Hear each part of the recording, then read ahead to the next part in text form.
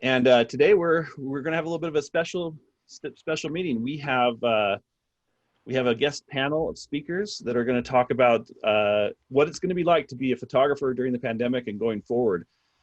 This really originated from the discussions that have been going on Facebook about what are people doing about group shots and portraits and all these kind of things. And I thought there's been some great information that's been shared. So we're going to go ahead and talk about a few different things that have been coming up. And I really think that the first thing that's really important that we realize is that it's important to be proactive with this. You guys all work on campuses, you know how it works. Nothing is decided without 3 committees and 17 meetings, right? And it's far better for us to be proactive and come out with what we think are going to be the best policies and guidelines than for our boss to come to us and say, here's what you're going to do fall semester. So right now, being June, we can come up with a plan of attack, a policy list, whatever you want to come up with, and then present that to our superiors to make sure that we have the freedom to do what we need to do, but we're also being safe and protecting people. First of all, we're going to start with David. I think that was kind of, he shared some of his policies and procedures they'd come up with at his university, and I wanted to talk a little bit about where that started from. David, can you tell us a little bit about that? Thank you. Sorry, that was a rookie Zoom move. I put on mute there for just a second. You're good. You're good. Yeah. So really, our policies really came from the state of Washington. They've been pretty set on what we can and can't do. And I'm not sure where everyone else is at, but we have 4 different phases, and I'll kind of touch on those briefly towards the end here. So for me, I don't know where all you guys are at as far as your positions at the campus, but for me, I'm kind of all over in all different departments. So I kind of consider myself as a super spreader. I don't know if that's the right term to pronounce, but you know, if I have something, it's going to get all over campus. So I kind of feel a responsibility to sort of care for the people around campus. And so like you said, Jaron, I want to be proactive at that. And I'm not a doctor, I'm not a healthcare worker. Maybe I'm just playing one on Zoom, I don't know. But I do think it's important that we are at the forefront and we are keeping people safe, which seems silly that photography would be a dangerous profession, because I don't know if it is or not. But oh, no. Anyway, I'll get into what we have at our campus. We're not allowed on campus yet. I can go on campus and be outdoors, and I can go in my office, but I can't share this space with people yet. That's in the next phase. Yeah. So these are the Washington State requirements that were in phase 2, which our county is one of, I think, 10 counties in the state that have just gone to phase 2. And a lot of these are set up for studios, but they do apply to what we're doing as well. So if I have people in the studio, I need to schedule those people so that they're separate and there's time in between each client, so I can sanitize like chairs and doorknobs and that sort of thing. And then this is what I've really been doing mostly since then. I do outdoor sessions. I've met a lot of people at their front door and done shoots in their driveway or their backyard, keeping distance. And I'm usually always masked. Not usually, I am always masked when I go out.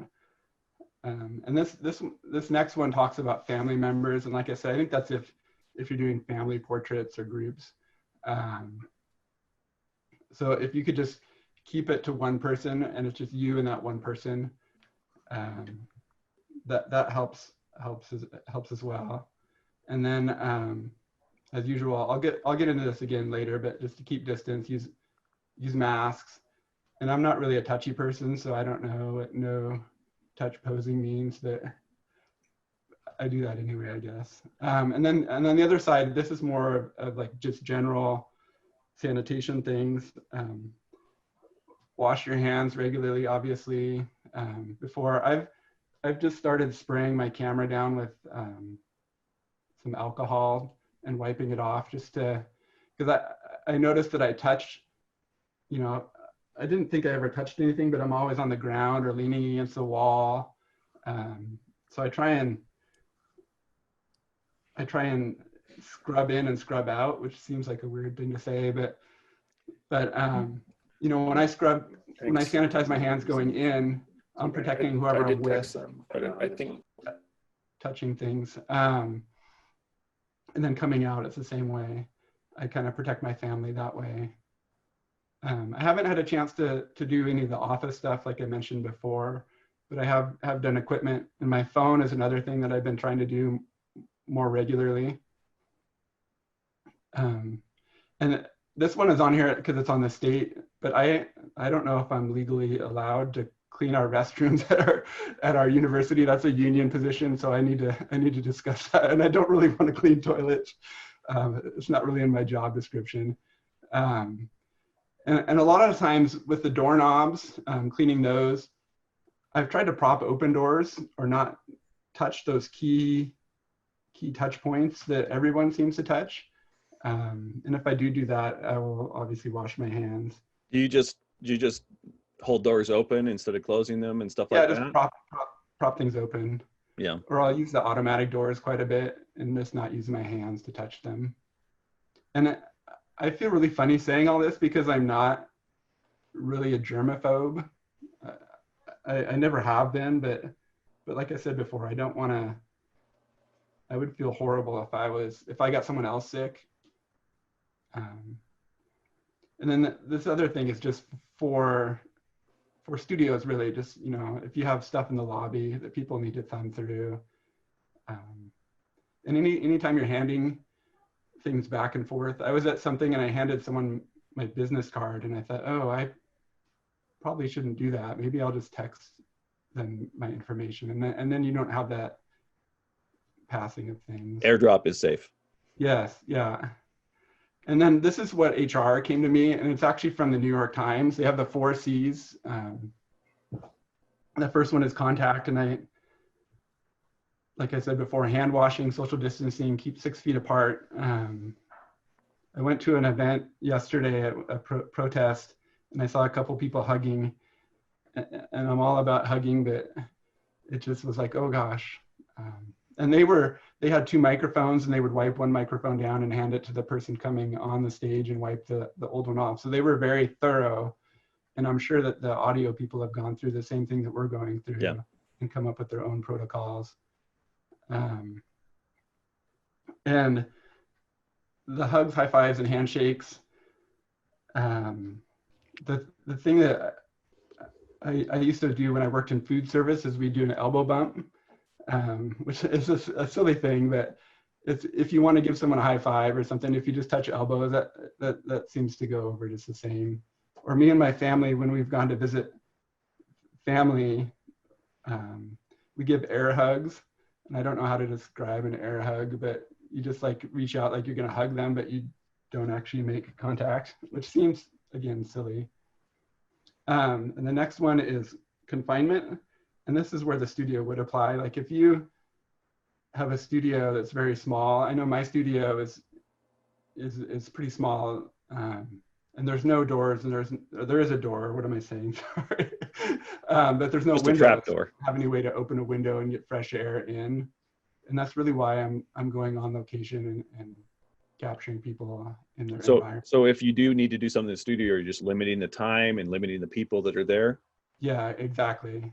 Yeah, so I'll limit the time, the people that are there, and then even the time between people, mm-hmm, so that there is a chance for the air to circulate out, and us have a chance to get things through the air. The next thing is crowds. I haven't really ran into this yet. Last night I went to my first crowd event, and it did feel very strange to be amongst 100 people. But in the same way, I tried to keep social distance. I always wore my mask, and I didn't really make contact with any people. And I think we might touch on this later as far as group photos go too. That might be considered a crowd. And then this last one is choices. these are all things that I do and I'm saying, but you guys know your campus, you know where you're at, you know your state and all your regulations. If you just make the choices that you need to make, we can just go from there. But I always do remember that it's not really about me, it's about the others that are around me. So I always try and remember that. And then here are the 4 phases that Washington State has. Our county is in phase 2. We're in phase 1. I do real estate photography on the side, and for some reason that was considered an essential service along with pet walkers and RV sales, which I'm not quite sure why those things were, but I'm not. Car washes also. So now that we're in phase 2, I'm allowed to go out and interact with 5 people outside my household. And then phase 3, that'll be 50. And then phase 4 will eventually be like stadium size and events and that sort of thing. We're hoping to be to phase 3 when we go back to school, and then we can have obviously larger groups and go from there. The one, like I said, I'm not a germaphobe, but I did find 2 videos that are kind of kiddish, but they were pretty interesting, I thought. I don't know, some of you guys might have seen these. There's a Mythbusters video about germ spreading, and the same with Mark Rober. He does a little thing where he puts invisible germs on his hands and then spreads them through a classroom. And it's just a unique way to see how quickly things spread. And we can't see all that, but like I said, I'm touching my face, especially with the camera. I'm bringing it up to my face. I'm touching a wall. I'm on the ground. So it's good to remember those sort of things. So now I have watched both those videos with my kids, and Mark Rober is actually their favorite YouTuber, BYU graduate, so he's a good guy. But yeah, that's a fun video. Yeah, it's pretty good. So let me ask you real quick. You've gone to your bosses and told them, here's what we're going to do. What's been the reaction? They've been pretty accepting of the processes and the procedure, and they've been pretty happy that we're sort of ahead of the curve in a way. Yeah. Some of my superiors don't understand that I need to document this event, and so they're kind of limiting me in that regard. But as far as if I stay in my lane, they're very accepting of what I'm doing. So I think we need to approach it this way. We're in the service industry, right? We have clients. I went to a restaurant with my wife a couple of weeks ago. It was the first time we'd been out to a restaurant since March. And in Utah County, there's certain rules. They're supposed to have servers wearing masks, gloves, paper menus that are one-time use, all these kind of things. So we went into this restaurant expecting all that, and nothing. The servers and the chefs were not wearing masks. They were not wearing gloves. They weren't following any of the regulations. And I'll tell you, I did not enjoy that meal because I was so worried about the stuff, right? And it's the same with our photography. If we can make sure that we're showing our clients, hey, we're trying to take care of you, we're trying to be careful, they can relax and have their picture taken instead of being worried about germs and other things like that. So I think it's really important that we approach this in a structured way. So I appreciate you sharing that with us. And that choices thing, I did have some people I asked to take their picture, and they said, I don't feel comfortable going out, and so I would just do a FaceTime photo or a remote photo, and that's their choice, and I'm gonna give them that choice and let them have their own comfort level. Very, very good. Well, we're going to jump over to Jason now. Jason, I'm going to unmute you, or you can unmute you. There we go. Now, Jason, you have a little bit of a different situation where your university is not going to be open this fall. Can you tell us about what the plan is and how you're planning on approaching this fall semester? Yeah, mine is a little different. We've taken a more proactive approach. I'm going to see if I can share the screen here to get started. For us, we basically made a decision to go all virtual in the fall with the expectation that, COVID-19 will have a resurgence in the fall with normal flu season, kind of how it comes back typically. It would probably have us transition to a virtual system And so our chancellor decided, let's just go all virtual, all fall. And that way we don't have to shift gears mid-semester like we had to do in the spring. So I'll talk a little bit about, kind of what our approach is and how we're kind of addressing, how we capture our campus without having access to our campus.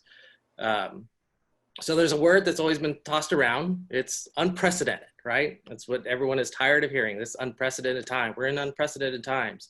It's never been done and nothing's known. And what that means for us is basically that this plan that I'm going to kind of like provide for this moment, it's ever changing. It's very dynamic. So what I'm going to talk about today may change tomorrow, may change in 2 hours. So really it's important to kind of check your local and state laws. What David outlined in Washington is similar to what's happening in California, but there are some specific differences, when you get down to the details. Additionally, you want to also reach out and review your own university's policies and procedures. So our university has an emergency operations committee who are implementing best practices for our staff and those that are essential that will come back to the campus in a certain capacity. And then it's also to understand that everyone's approach is going to be different. So what I'm talking about may not apply to you fully. And so it's just understanding that a lot of these are guidelines to kind of give considerations to make your own changes as what suits best for your efforts on your campus. So for Chico State, how we got here was that on March 19th, 2020, our governor provided an executive order that directed all Californians to stay at home. So immediately our campus, which has a student population about 17,000, moved to virtual space. Our campus was, even though we said we were open and offering services, nobody was allowed on campus, except for some essential staffing. So all of our faculty and staff had moved to a virtual space. I'm working at home. You may hear a plane going over because I live near an airport. I'm in my garage right now. Our routines have changed. In addition to that, in May, we got word about our fall semester being delivered a majority of its instructions virtually for the entirety of the fall. Again, this was to preempt a potential to make this transition mid-semester and just to go planning. It's going to be virtual for the entirety of the fall semester. So that brought a tremendous amount of change for us in what we are doing. So for us to shift to this virtual space, we debated, myself and our other photographer, Jessica Bartlett, had debated, what are we looking at? What does this change? And we realized that moving to virtual doesn't change the mission, goals, and purpose of our unit. We are still in the effort to photograph for our campus, to tell its story, and to provide services. So we identified kind of two main aspects of the photography that we provide for the university. So there's one, which is storytelling and its narrative, right? So those are, usually through the communications office, or those of you who are in a communications department, that are photographing stories of the students and what they're up to, what they're, how they've been in a virtual space, what they're going in, and telling that story of campus success. The other aspect is client services. So that's providing headshots, group photos, event photography. It's still telling a story of the campus, but it's much more to serve a specific client need as opposed to the general storytelling of the campus narrative. So for us, we've been able to kind of like start to identify what are the new roles and approaches that we're going to have for those two types of services. With client services, because we don't have people on campus, we don't have events, a lot of our client services are just not going to happen, which is kind of helpful for us because we've been inundated a long time before, with doing too many events and doing too many, favors for, a faculty member or something. So this actually kind of frees up our schedule.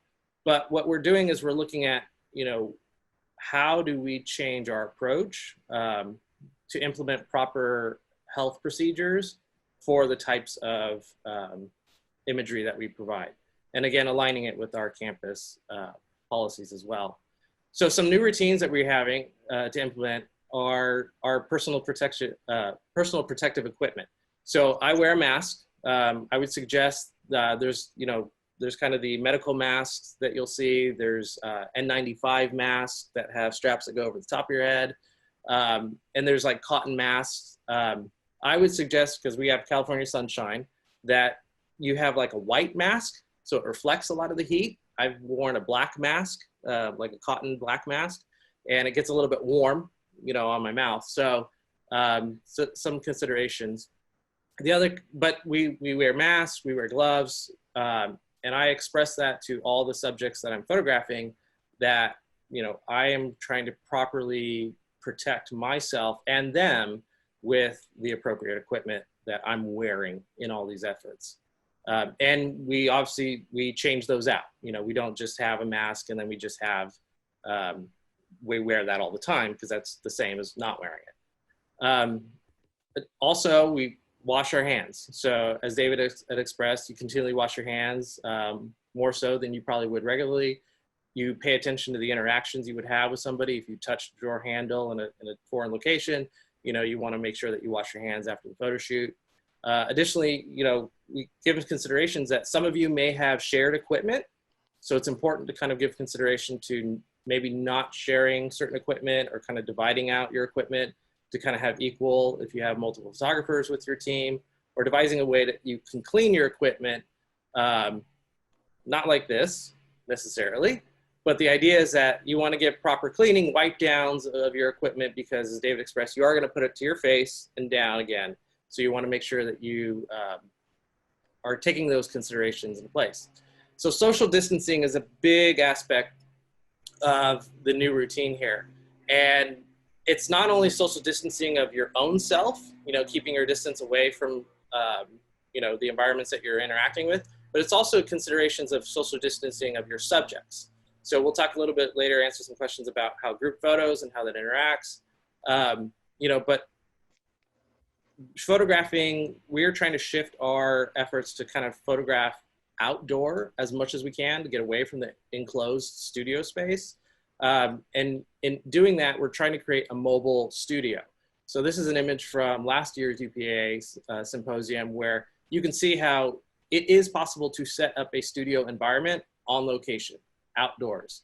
Obviously, we're not social distancing because this is last year, but the idea is you may have to pull a backdrop out of the office, out of the studio, to give you more social distancing opportunities, shoot with a longer lens. So we're developing our, mobile kit available for whether it be a portrait or headshots or something that we can photograph in a more open space. So once you kind of are prepared for all of that, you start going, well, how do I still find our stories? How do I still generate content? Well, communications are still the key to finding good stories. You have to email faculty, you have to email staff. You have to go, well, who's doing what? What are they doing? In addition to that, you want to respect the health and safety of your subjects. So when I email people, I have like a little signature, it's basically letting my subjects know I have the proper PPE that I'm going to be wearing. Are you comfortable with this? Are you okay with this? And ensuring that communication allows their comfort level to be accepting of me going, whether it be into their home at sometimes, as our whole entire space is virtual. One other key thing is to enjoy the sound of crickets. With all of us have shifted to this virtual space, a lot of our responses are delayed. Myself, I don't respond as quickly as I could be because, I got to go get the kids and, got to get the lunch made and everything. So it's okay to understand that, you may put a lot of feelers out there as responses and requests and get nothing in return. And that's okay. Isolation will be a recurring theme in your photography. So for us, again, back to the, we looked at, is there anything that's changing? And the reality is there's not. We still have this relentless goal for our photography. And it's that our message is distinct through all of our images. The power of community, education, and the Chico experience captured today to define tomorrow. So we had an early kind of practice run with being virtual and how we photograph, all that that's happening within our campus when we transitioned in the spring a couple months ago. So some of these images reflect, the efforts that we went to photograph. Well, what is it like for students? What is it like for staff? What is it like for faculty? And none of that changed our core efforts or core mission into what we're doing. The places just changed. And that's really what was different. So we focused on our student perspectives. How is virtual different than our in-person experiences? Our virtual, even though we're virtual for the fall, there will be a small, about 10% of courses that will be in person, which gives us a really small number of opportunities to photograph what does it look like to be in person. So we will have plenty of content to go and photograph, in some ways more manageable because it's not, the 2,000 courses that we have to go photograph in any way. It's just it's a smaller number, but kind of balancing what is it like for a student? Are they in their home? Are they, on a computer? Are they in a, an iPad? And what is it like for them on campus? Additionally, what is it like for our faculty? When I emailed a bunch of our deans and our chairs, I had asked them, what are the faculty doing? Are there anyone who's participating in a unique teaching experience or have unique teaching techniques into this virtual transition? We're going to offer this summer these virtual institutes. And so that will be a good opportunity for me to reach out to our deans and chairs to go, to start develop what are those, story ideas that we can capture that showcase what our faculty are doing. And that is no different than what we do in a typical in-person class environment. Same thing with staff. We're still going to have essential staff on our campus that are going to be working, whether it's cleaning, whether it's maintenance, our groundskeepers are still going to be mowing lawns. So, our effort to still photograph, those efforts being made by our essential staff still provide our efforts of excellence within our staff on our campus. And then additionally, it's like, what is the community perspective? So a lot of the documentation that I've been capturing captures the perspective of the impacts of COVID-19 to our campus. So this is a picture of our president, getting prepared for some virtual commencement ceremonies. And this is part of the history and part of the changes that will come through as we've, for the first time, switched to a completely virtual space. So being able to be aware of what's changing in the community and how we can photograph that. The reality that we're trying to look at is this is an opportunity. As Justin Sullivan from Getty Images was quoted back in March in a Wired magazine article, you can only photograph so many people wearing masks or empty shelves. So that's the biggest challenge for us, is that we're going to have to figure out how do we stay creative. How do we continue to take this moment where we feel like we're all alone, nothing's around us, it's all isolated, and how do we still create something that speaks to our campus, and can be utilized for our campus needs.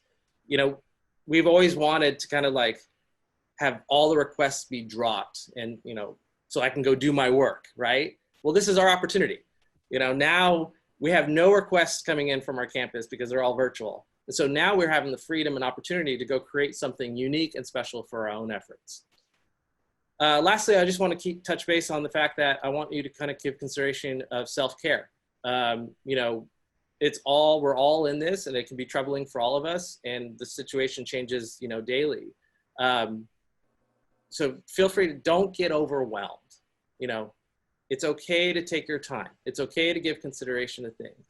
And it's also okay to kind of take advantage, look at the university resources that your campus offers, to see, well, what can, you stay healthy, stay mentally prepared.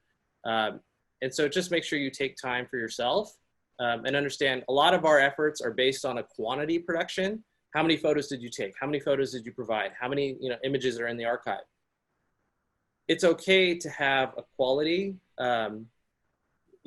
evaluation of your own self, that you are still valued by who you are, not what you give. So there are a ton of resources online that I'm continuing to look at to develop our own policies of how we approach our efforts being in a virtual space. Obviously, UPAA is a big one. You can reach out within the membership directory and go, well, how are you doing this? What is your approach? What tips did you have? Additionally, a whole bunch of other resources online that you guys can, go and develop your own approach to photographing within the pandemic. Wow, awesome. Well, Jason, you and Jessica have done a great job of capturing the story, right? And the documenting has been, it's incredible, and it's going to be something that benefits your university in the future. When people ask what happened at Chico, you're going to be able to show that. And I think your positive outlook on like, this is an opportunity, let's go get it. Awesome. Thank you so much. Guys, go ahead and start throwing your specific questions in the chat box. We're going to jump over to Jay. Hey.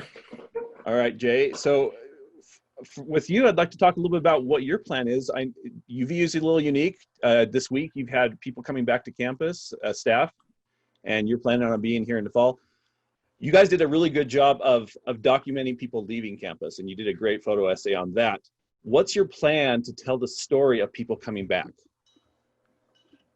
Well, first, just want to mention that everything's still up in the air. There's a plan for a phased return for employees.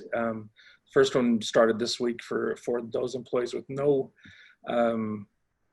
outlying conditions that would put them at a higher risk. Then we have 2 more days, first of next month, where there'll be a second phase in and the third phase in August. But things at our university have been really flexible. At this point, we're still trying to do some sort of commencement in early August, and they're not sure if it's going to be a drive-by type commencement where you drive by, jump out of your car and walk through and get things.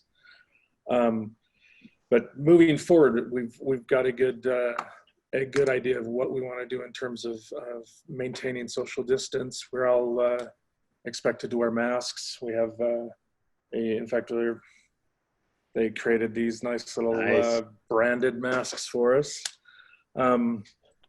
Wolverine breath is what we're going to call it. Wolverine breath. That works. So the first priority, I think, for us as a department is to maintain safety for the employees. We're as a manager, I'm expected to make sure that everybody stays safe in what they're doing, whether it's, wear safety equipment when they're hanging off the edge of a cliff to take a photo, or wearing a mask while they're going out and meeting other people who could potentially be sick, so that we don't get each other sick. We have, like everybody else, we have a lot of headshots and group shots that are coming up, and we actually plan on following a system that we've used with athletics. Pardon me. With basketball over the past several years, we've brought them in one athlete at a time, just so we could have more time to spend with each athlete. So instead of having everybody in the studio and they all have like 2 or 3 minutes over a period of 2 hours, we start scheduling at 7 or 8 in the morning and bring people in. So we're taking a lot more time and having isolated situations in the studio. Photographers are going to be required to wear masks. And like both David and Jason mentioned, we'll be trying to clean up the space between people who come in. When it comes to covering, stuff not in the studio, we're asking photographers we're not asking, we're telling them that they have to wear a mask if they're going to work on campus. One thing that Utah's a little more conservative of a state, and there's been a lot of pushback on some of the things like wearing masks. Sorry, I should have brought some water. You okay? 1 second. Yep.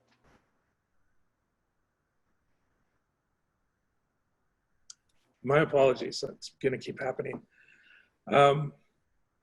So we have administration who have said that wearing a mask is optional. But one thing we're sending out something that I can add to the chat later, but we're sending out a list of requirements. If somebody's going to come into the studio, they will know ahead of time that they have to wear a mask right up until the moment that the picture's taken, and that they can't just bring a whole entourage with them. It'll be the person who's being photographed in the studio, the photographer, possibly a photo assistant, and possibly an art director, and that would be the most we'll allow in confined spaces. Are you going to limit the amount of time they're in the studio also? Is it going to be capped? That'll depend on the situation. For headshots, yes, we'll move through a little quicker on that than say something that would be intended for display in the magazine. For group shots, we're going to still try and do a lot of them in the studio, and we actually will be putting, you know, tape lines for a front row and a back row on the background, so that we can put people in position. We'll have the tripod set and measured, so the camera will always be in the same position, so that then when we get around to compositing, it'll be a lot easier to composite. There are a few locations outside that we will be able to use as well, but we just wanted to be able to be set up to use the studio, especially, we don't know how long this is going to run. When the weather gets bad around here, we're still going to need to be able to shoot and composite group shots in the studio. So I didn't prepare any major slideshows. I'm not as cool as Jason and David. Nice job, guys. That's okay. Jay? What about the documentary process? Is there anything that you're looking forward to, or how are you planning to capture those key moments of people's first time back on campus, professors coming back into their offices? How are you going to do that? You know, a lot of that is proactive thinking. Same with our leaving of campus. They're coming together and talking about what different groups we want to see. You know, we're already trying to work with the athletics to try and they've been trying to work out throughout the summer. So just proactively thinking about what the stories are, making the connections, not waiting for an administrator to say, hey, we need to do this. Because I'll be real honest, some administrators just don't get the idea that it's a historic event, and that part of our job is to record the history. And that's actually been an issue that we've had with a few administrators throughout the beginning of this, was trying to get them to understand, yes, we can still be safe, and yes, we can still photograph, and yes, we need to photograph, because if we don't, then nobody else will, and we won't have that visual record. And just as an aside, we just had our 75th anniversary 3-4 years ago. And when it came to finding photos to do that 75th anniversary, we actually had to go to BYU and dig in their archives, because we didn't have any photo archive. So that's just one of the many reasons why we need to have these photos. But getting back to the documentary, looking at what issues we're facing and trying to personalize those issues. If it's like, for example, we have a lot of trades, so they're the first ones to come back and have face-to-face learning. Let's try and personalize that and find a student or a faculty member who the viruses hit their family, or maybe they have some special needs, and how are they addressing those needs. So it's not just a general story. You can look at specific lines and storylines and follow those. Awesome. Well, I'm going to go ahead and bring all of the panelists back so we can have some questions for the group to discuss. I think this will be interesting for people to see. All right, you guys ready? Go ahead and unmute yourselves, because I want to hear the laughs if there's any. First of all, this is the big one. Group photos. Should we even try? Are they important? Should we? What are you guys' thoughts on group photos? Like, is this the year to not have them, or do we just need to make them happen composite or with distancing? What are your thoughts? I think there's something that our campus clients really want. It's maybe it's not a need, but it's on the want scale. It ranks high up there. And I also think this is a good chance for us to be more creative with our portraiture. We can. Oh, looks like we lost Jay there for a second. His internet connection has been difficult. Oh, there you go. Sorry, we lost you for a second. What was that last thing you said? I was just saying that this is also a chance for us to be more creative, to do big group portraits more in a Salinger sort of way, where, you know, not everybody's standing next to each other. What about you, Jason? So I would say, you know, for us, it's looking at the fact that, you know, we're always asked to do everything. And now we actually have a reason to actually limit and be more strategic about where our time is actually spent. So you can actually put in a strategy for group photos to give an evaluation of its purpose of that image. Does it need to be taken by us? You know, is this an image that people can just take it themselves? You know, you have to make a policy that now you implement, it has to meet a particular criteria in order for us to capture it within this state of affairs. So if it's a picture of the president at this, big donor relations event, that may meet a particular criteria that you can kind of spend your time with. If it's a low-level department kind of image that has no real purpose, they just want it because they do it every year, and you're like, are you putting on a website? Oh, we don't know yet. It may not meet their criteria. So I think it's important now to take advantage of developing criteria that can also adhere to proper health practices and understand the purpose of why we're taking this, because we have to remember that we are in a pandemic, and it's okay to make adjustments and changes of how we would typically do something, that we can make a change to how we can do it now differently. Good. Yeah, David, what do you think?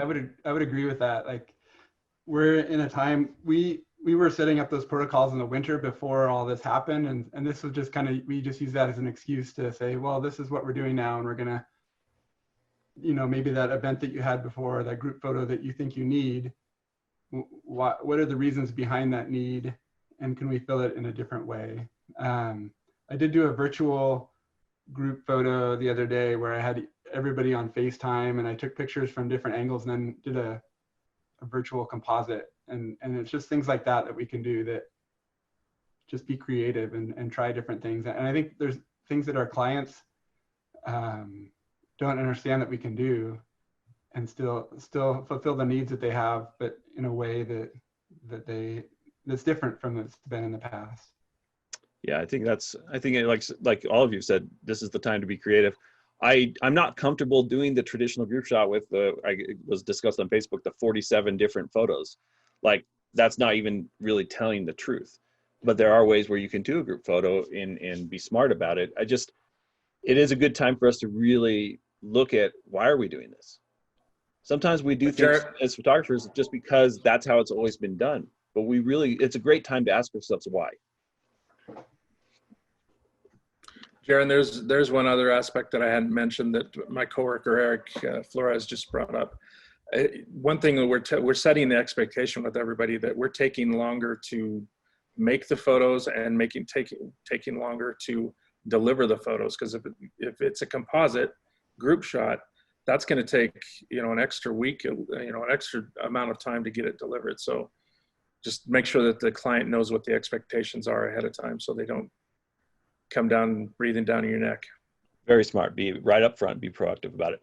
So this is along the same lines, banquets. Like, honestly, who's going to have a banquet this year, and what's your policy with banquets going for this year? Well, mine's easy because all of ours are canceled. So I don't have to worry about that. Free time. Every night to yourself. Yeah, we're our big scholarship ball banquet, they're still trying to do that. They want to do that, but my bet is they're going to end up having to cancel it. Yeah, all of our banquets were right in the heart of all this, so they were all canceled, which we had talked about not going to them anyway. So this kind of worked out best for us. Like I said, I did go to a protest yesterday, and that was a little bit different, and everyone was really good. They had their masks on, and everyone kept their distance. But it was kind of a unique experience to be inside for so long on your own, and then be kind of thrust into a big group of people. Right. So I've never been a big fan of banquets. I don't feel like they have a lot of historical value. I feel like, and you've probably experienced these yourself, you've gone to a banquet and you realize that the only reason you're there is to take a picture of the table setting so the secretary knows how to set the table the next year. And that's something I just got to get out of that business, right? This is my golden opportunity to do so. I'm going to make sure that we have a protocol saying we only do banquets if X, Y, or Z are applicable. If this is historical, if we're doing a major donation and major building naming, groundbreaking, something like the average banquet, there's just no need to, honestly, there's just no need to take the risk to just have one this year. But for photography, it's just silly, right? So I would recommend everybody look at their banquet policy and, like I say, be proactive. This might be a way for you to make some changes in your photo department that you've been wanting to make, and now you have the excuse to do so. So we're gonna be doing that with a lot of things that we do. Okay, so here's another one that's a quick comment on banquets. As much as I hate banquets and I'm not a fan of doing headshots either, there's no better time to work with the people and build relationships of trust. And I can't tell you how many story ideas I've gotten from standing next to a VP at a banquet, and they tell me about some professor or some student. So I'm with you. I don't like shooting them, but it's a great source for things to shoot in the future. But I agree, we shouldn't be photographing them this year at least. So here's another good question, and I think that this one is a tough one, from Steve. You know, you have all these people. Sorry, no, I'm sorry. Wrong question. What do you do with people in your pictures when there's some people wearing masks, there's people not wearing masks? Are we having people take masks off? I know that that's a sensitive question because, you know, if you take a picture of people on campus in masks, people are going to get mad. And then if you take a picture without people wearing masks, people are going to get mad. The sensitivities are really high right now. What are your thoughts about just even campus pictures? If somebody has a mask on, will you keep them in it, or will you not put them in it because they don't have a mask on? What are your thoughts? I guess it depends on, sorry, go ahead, Jason. Well, I'll just say that, so, you know, I went through a little bit of this in our spring semester because, you know, we were kind of closed down for students being on campus, and it was okay, well, do we photograph students who are on campus? You know, if I see them, you know, do we share that? And you really have to look at, well, what is your, you know, how does photography maybe promote or influence those efforts?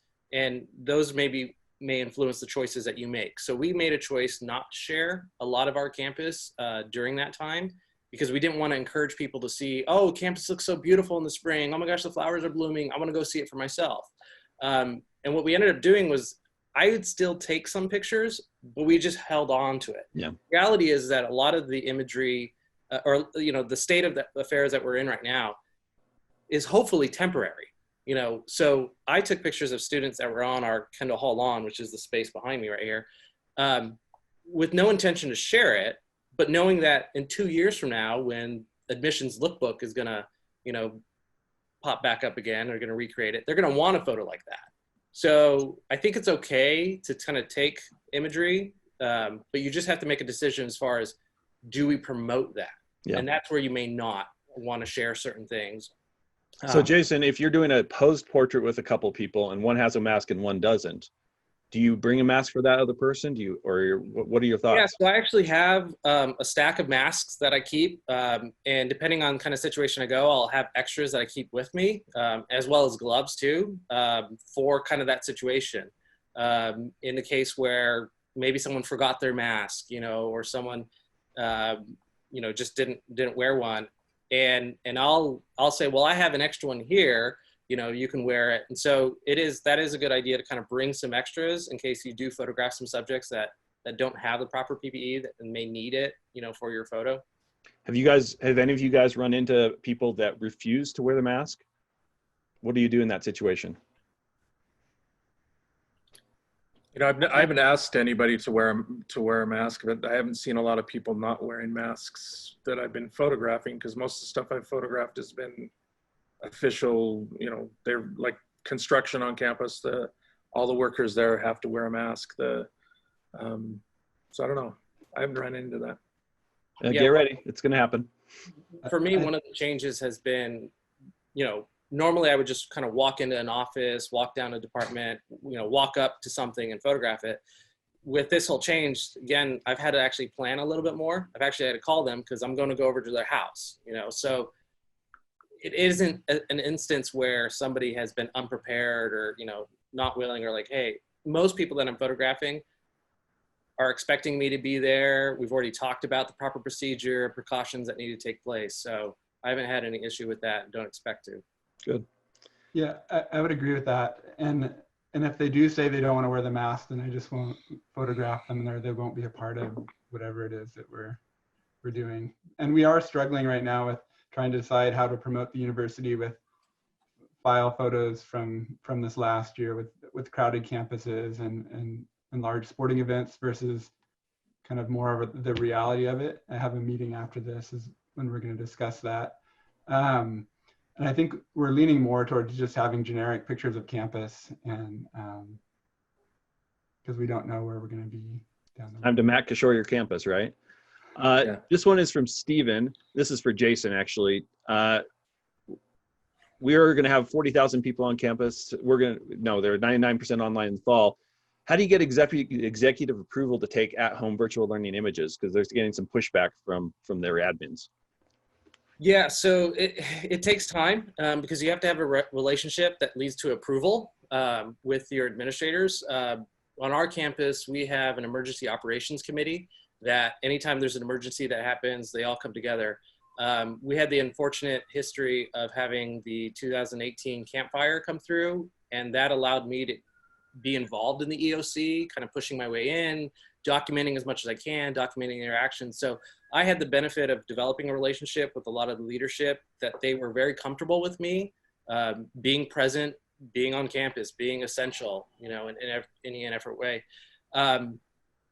So if you don't have that, you're trying to start this new relationship, I would say determine who is your emergency operations committee, like who are setting the policies and procedures for your campus, and find your advocates within that group. You may know somebody, you may, know an individual, you may have had a relationship with someone who's on that committee, and ask them, what can you do to get the confidence in, to work the way you need to work. Additionally, I would also suggest that, having a policy document is very important. So not just saying, well, I need to be there and I should be there, but actually having documentation. Some of the policies that we've discussed today can outline that you are taking it seriously, you are giving consideration to everything, and you are prepared. You're not just kind of jumping into it, because you want to be there.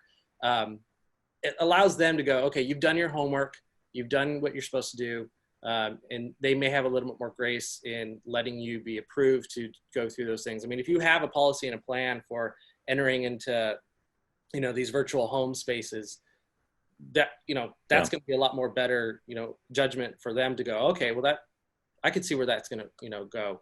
And then lastly, just as far as developing the document, I want to also give consideration, if you are, you can be a member of the media if you're providing media content for like an alumni magazine or your communications department.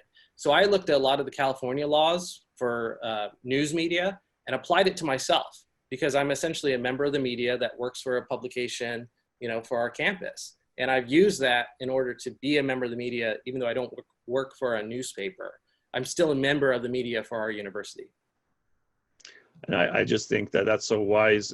If it's written down, it's a policy, and professionals are prepared with policies. That will help you a lot, and if you just kind of walk in and say, oh, I think I'm going to do this, it's completely different response, right? Another question. Just a real quick poll for those doing studio headshots. How far apart are you going to schedule? And what's the actual minutes between sessions you guys are going to do? I would say at least 10 or 15 minutes. I mean, like I said, I'm not a healthcare person, so I don't know, but that would be my general. What about you, Jay? Oh, sorry, Sorry, there you go. We're doing 15 minutes, and we have a front and a back door to our studio, so we're opening up that front and back door to increase the airflow, so that especially after they vacate, we're hoping to have them out in 10 minutes, so that there's there's time between them for anything to settle. Okay. Here's another question. On that last question, sorry, Darren. I had the state archive send out an email that we're requesting documentation of the whole event, and I use that as kind of a carrot for me to get out there as well. So I could say the state archives are asking me to document this event, and I brought that to my administrators. So here's something from Nick. If you're shooting in a small space like a lab and you have to have multiple people in the picture, how are you approaching that? Are you asking them to be wearing masks? Are you trying to space them so they're 6 feet apart? What's your approach?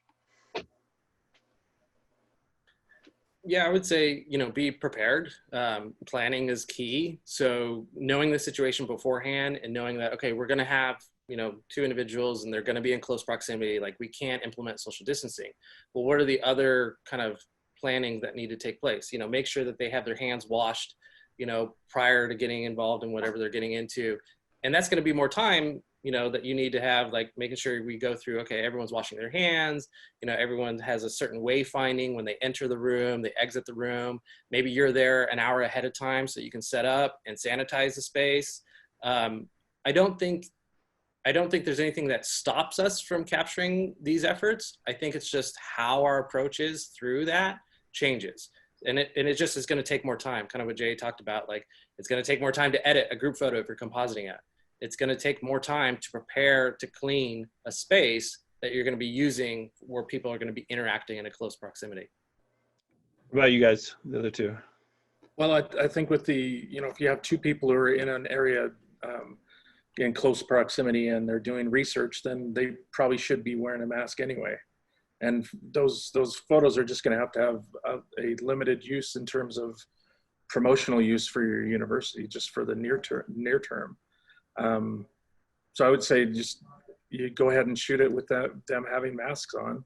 I would also say, though, just to give you an example of something we're doing here, we had just rolled out a marketing campaign called UVU as a place for you. And so we're going to stick with that program, that same thing going in, but we're going to say still a place for you. And we're right now doing shoots in the studio where we're just bringing a few people in. So instead of trying to do the typical photos of two people interacting, we're getting shots of individuals and just running it with the individual. So if it's a marketing shoot and you're doing the lab, what's wrong with them just one person being in the lab working?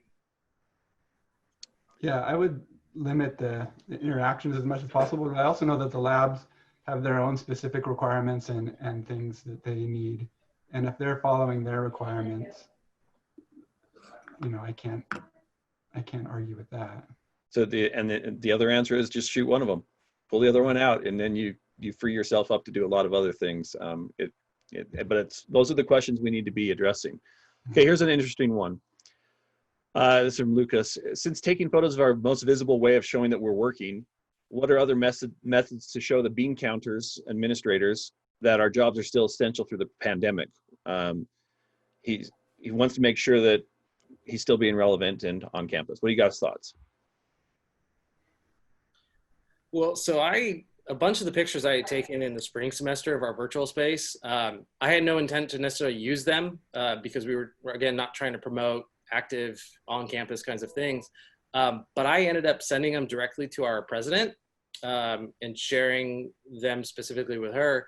And she ended up using them in a lot of her presentations that she's been having with local leadership and different entities. And then I also, there's nothing wrong with doing a nice little handwritten thank you note. And so I wrote a little thank you note to our president saying, thank you for doing this in our time, thank you for taking on a lot of this effort. And I just handed that to her so that, that's kind of those little favors and recognitions that allow me to be in good graces that show value and appreciation of what we're all in this together for. So that's helped develop that relationship and, connection that we have, and people saying like, hey, no, that's awesome. We love those photos. We're using those and telling our story of the campus.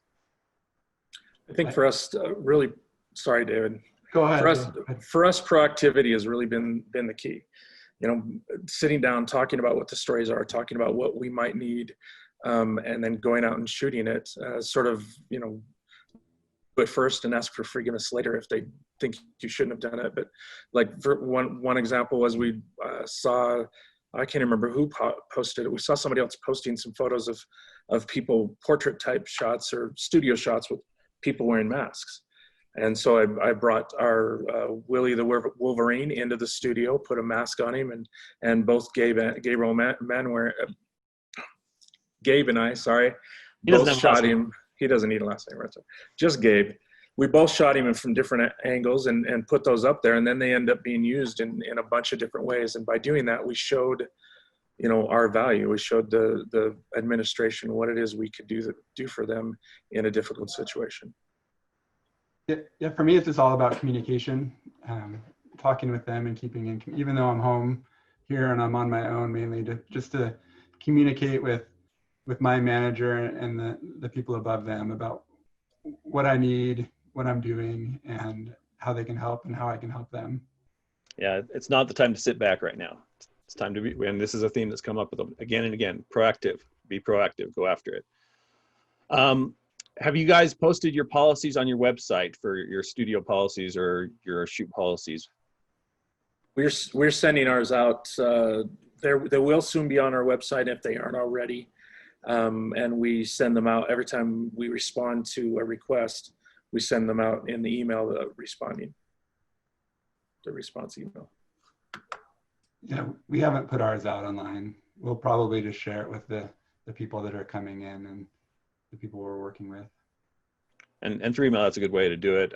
Angela had asked if you're getting feedback from people that think masks are ridiculous. We talked about that a little bit before, and we're just gonna have to deal with that, but I think it's always good to be able to go back to the university policy and say, hey, the university policy is this, we're gonna follow the policy. We're asking you to do the same, And ours even comes from the county and the state. So, I can't argue with that. Well, it's the policies are different throughout our own college. I went out to aviation because we got a bunch of new planes in, and we're setting up to do a shoot on Saturday. Sorry. Anyway, when I got to the door was locked. The door that's normally open is locked. I had to knock on the door. I walked into the entryway, and there's a table there with hand sanitizer, with masks, with a iPad, and they took my employee ID number. They took my temperature. They made me wipe down my equipment, my hands and my equipment, and then put a wristband on me so that, and throughout the rest of the time, then when I was on the airport property, they knew that I'd gone through the checkpoint. And that same thing is happening with our athletics when we're going to go work with them, doing their workouts and whatnot. They have to do the same thing. Is anybody planning on getting a thermometer to checking your clients as they come in the studio? Or over here, go ahead. We're ordering, I don't know what you call them, sanitation stations where there's hand sanitizer, but also they'll have a temperature taking. And I think it'll be the same approach. Well, they'll take their temperature at the beginning of the day, get a wristband, and then go to class. And I think definitely in your studio, having the hand sanitizer and stuff there is going to help that client feel more secure. And we're at the point now where your universities are able to get that for the most part. So you go to the university and say, hey, I need to have this. What's the best way for me to go about it? They should have a supply. Okay, one last thing. Our clients have to sign an agreement that states they're following the health code practices, they're going to follow the safety guidelines. Is anybody else requiring clients to do that before an assignment is accepted? No. Not yet? Not yet. I think considered that. You're communicating with them, and for the most part, I think that will be fine. I think there are going to be some schools that are going to require that, and you're just going to have to deal with it, right? And make it work. Any other questions or any other comments from the group before we finish up? One quick question, regional travel. How are folks handling photo needs that require regional travel? UW-Madison's policy remains limited to the county, so they're having to hire freelancers. What's happening at your guys' universities? We don't have any, currently we don't have any travel restrictions. Well, I take that back. We're not supposed to do any travel without justification until after the 26th. Okay. And after that, there hasn't been anything said. We're limited on travel just budget-wise. So it's not really an issue for us. Yeah, we have travel restrictions through all of our requests, but certainly anything kind of locally within town, I've just been able to do it because of the need. Okay, well, awesome. Well, guys, I really appreciate you taking the time to prepare and to share your thoughts with people. I would just say to the entire group, this is an ongoing conversation, and it's going to change and adapt and evolve. If you are coming up with a policy, please share it on Facebook so I can copy and paste it. We can help each other as we move forward, and that Facebook group is a great forum for that type of discussion. I think it's going to help all of us if we're going to be able to help each other be proactive and be prepared, and that's going to benefit us as we go into this next crazy year. So thank you so much.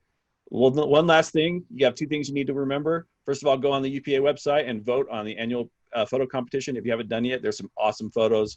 I think photo voting needs to be done by Tuesday. And then, of course, symposium starts Monday at 11 o'clock Mountain Time. So block out your time. We'll see you then. But thanks for joining us.